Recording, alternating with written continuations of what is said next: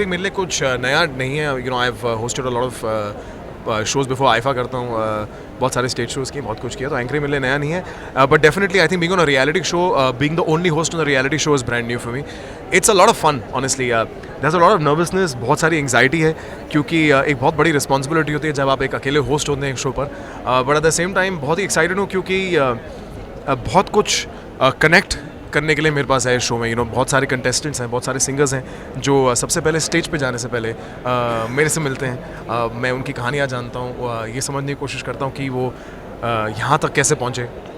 वो घबराए हुए नहीं घबराए हुए तो एक हक दे देता हूँ, थोड़ा सा उनका मोराल बूस्ट कर देता हूँ. अगर जब उनकी परफॉर्मेंस देखते हैं तो उनके परिवार के साथ खड़ा होता हूँ, उनकी खुशी में शामिल होता हूँ, उनके दुख में शामिल होता हूँ. और मुझे बड़ा अच्छा लगता है कि वो सारे अनकंडीशनली मुझे अपनी सेलिब्रेशन में शामिल करते हैं. So I am very happy to be a part of this show, and I am very fortunate and blessed that I and the entire team thought of me to be the host of the show.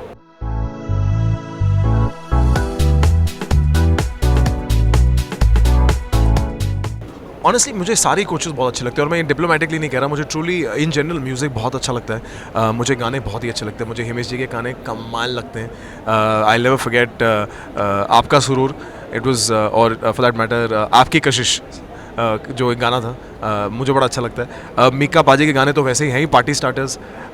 Sunidhi जी की आवाज़ ही खूबसूरत है, वो खुद ही बहुत खूबसूरत है. Shaan ji, I think like this is the most melodious voice of India. So I'm a fan, honestly, and I feel like a fan when I'm on stage hosting, because I'm perpetually just hearing what they're saying और looking, मैं interactions भूल जाता हूँ, मैं सिर्फ सुनता रहता हूँ like an audience.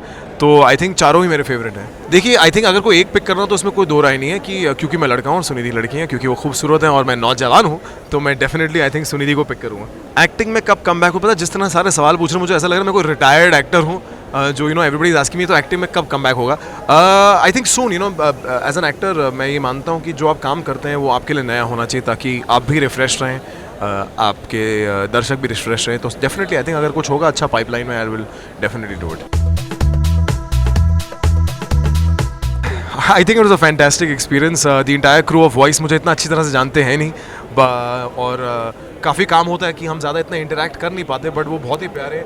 वो जानते हैं कि मैं सब कुछ नहीं खाता, मीठा इतना ज़्यादा नहीं खाता, तो दे वर वेरी नाइस. कि there was one girl, in fact I am just going to try remembering her name. There was one girl, I forgot her name, sorry, who made a very nice protein powder cake for me, which was really good. So it was very sweet that the entire crew of and everybody did that for me, and it was a huge celebration. The best part is जितने भी singers, contestants, और सारों ने अपनी सुरीली आवाज़ में मेरे लिए हैप्पी बर्थडे गाया. So I think इससे ज़्यादा स्पेशल हो नहीं सकता किसी का birthday. To all the viewers, I just want to tell them that it's a beautiful show, The Voice India. It's coming up very soon on your television screen. It's out on 6th of June. Do not miss it. Saturday and Sunday, 9 p.m. Please watch it.